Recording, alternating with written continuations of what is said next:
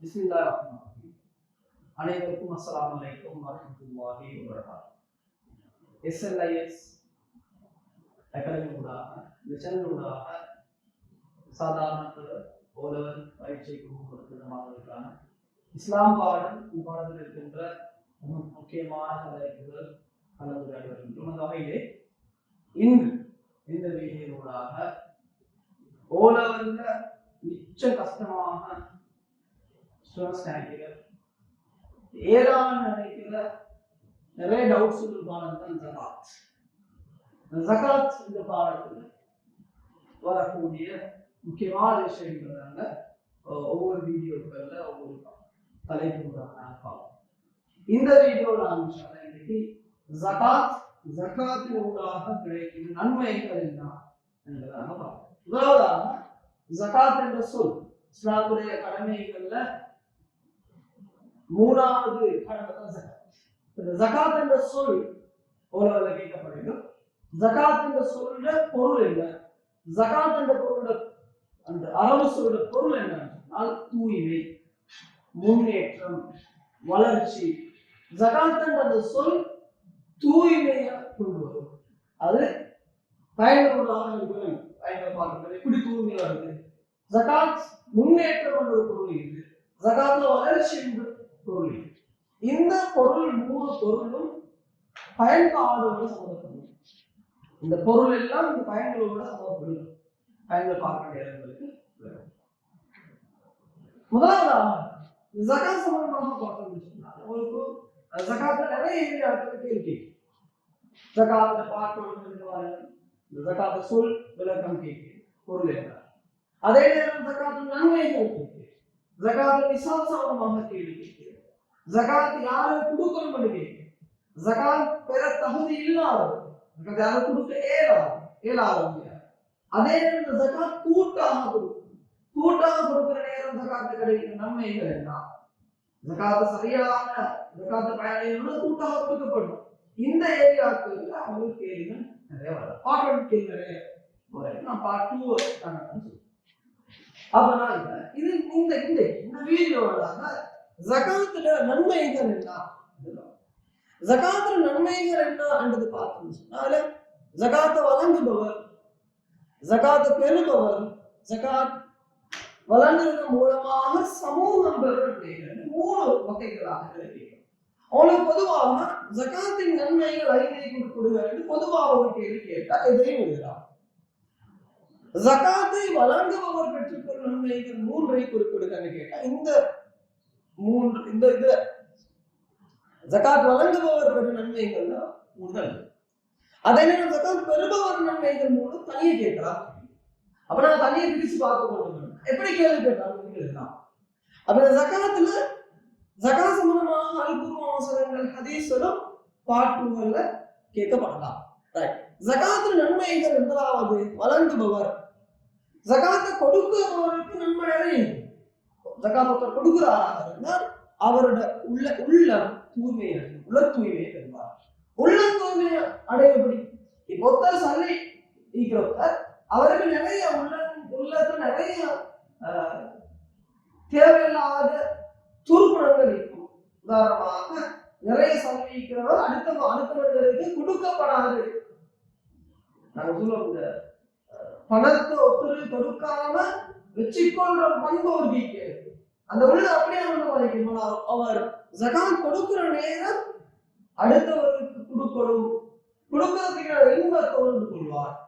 அப்ப உள்ளத்துல காணப்படுகின்ற துருக்குணங்கள் எல்லாம் இல்லாமல் ஜகாத் வழங்குறவருக்கு உள தூய்மை நேரம் சல்லி நீக்கிறவங்க அவர்கள் உள்ளத்துல பேராசை, நிறைய சல்லி பேராசை மட்டும் இல்ல, சல்லியை வச்சுக்கொண்டு யாரும் கொடுக்க மாட்டேன் என்கிறவங்க இருப்பான். அந்த சல்லியை பாதுகாத்து கொட்டல போட்டு சொல்லிக்குமாறு இந்த குணங்கள் எல்லாம் கெட்ட குணங்கள். இதெல்லாம் ஜகாத் கொடுக்கிற நேரம் ஜகாத் வழங்குறவர்கள் உள்ளத்தில் இந்த கெட்ட குணங்கள் பணத்தால் எல்லாம் என்ற வாழ்க்கையில் அவர் உருவார். அந்த உள்ளம் தூய்மையாக உள்ளமாக மாறும். ஜகாத் தூய்மை என்ற பொருள் பார்க்கும். வழங்குபவர் உள்ளம் தூய்மை அடையும். அதே நேரம் ஜகாத் அவருடைய செல்வத்தை தூய்மைப்படுத்தும். உடல் தூய்மை போல செல்வம் தூய்மையாகும். மூணாவது செல்வம் தூய்மை அடையும். செல்வத்துல சில நேரம் சின்ன சின்ன ஹராம்கள் காணப்பட்டிருக்கலாம், தெரியும். இப்படி செல்வத்தில் இருக்கிற சில சில பிள்ளைகள் இல்லாமல் ஆகி அது தூய்மையான செல்வமாக மாறும்.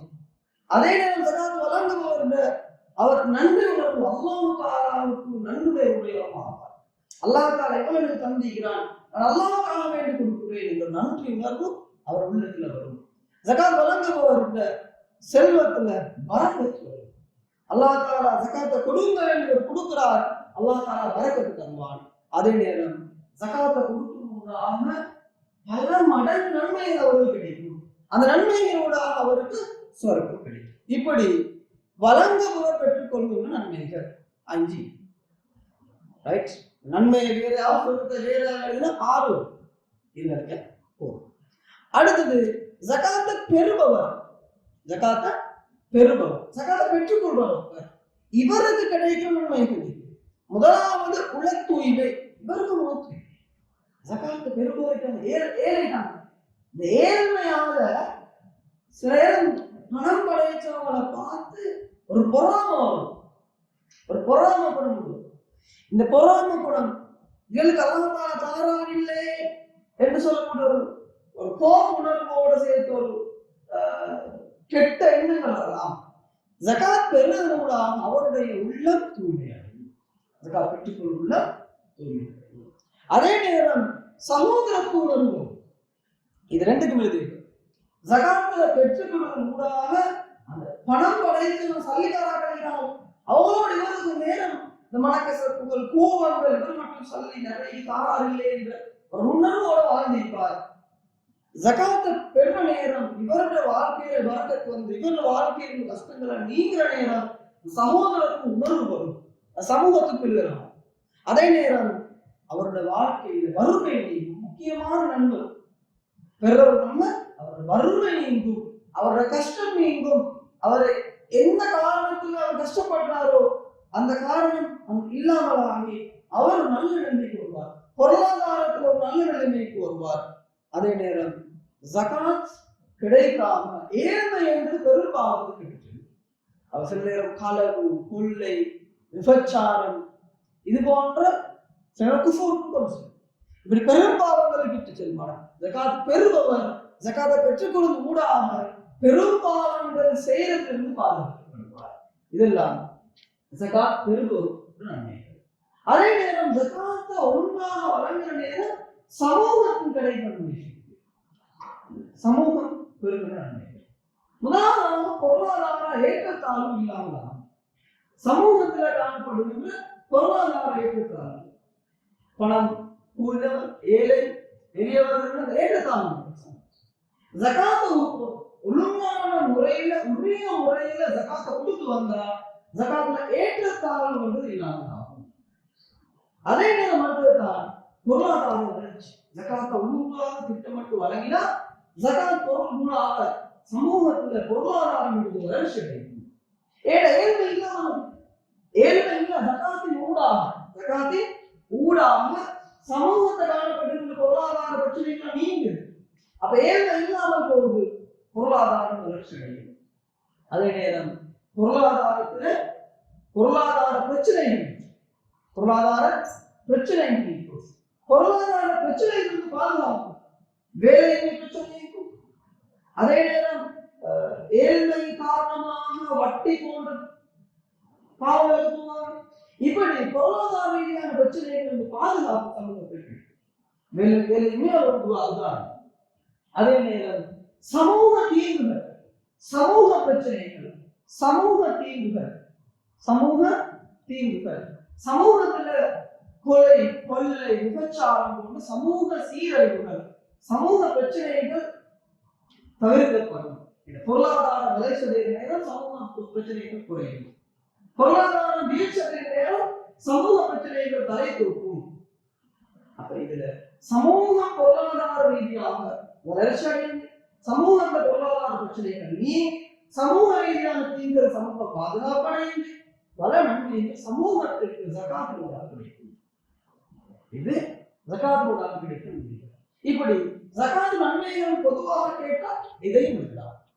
ஆனா பிரிச்சு தனித்தனியை கேட்டால் அந்த உரிய ஆன்சர் தான். நாங்க இந்த வீடியோட ஜகாத் என்ன மொழி கருத்து என்னன்னு பார்த்தோம், தூய்மை முன்னேற்றம் வளர்ச்சி. இதுல தூய்மை முன்னேற்ற வளர்ச்சி நன்மைகளோட கிடைக்குது. இந்த வீடியோவாக நான் இதை விரும்புகிறேன். இன்ஷா அல்லாஹ் ஜகாத்துக்கு அடுத்த கட்டங்கள், அடுத்த விடயங்கள், அடுத்தடுத்த வீடியோக்களை நான் இன்ஷா அல்லாஹ் விளங்கப்படுத்துவோம். தொடர்ந்து என்னோட சேனலோட இருங்க. என்னோட வாட்ஸ்அப் குரூப் ஜாயின் ஆகுங்க. இன்ஷா அல்லாஹ் அடுத்த வீடியோக்களை சந்திப்போம். அஸ்ஸலாமு அலைக்கும் வரஹ்மத்துல்லாஹி வபரகாத்துஹு.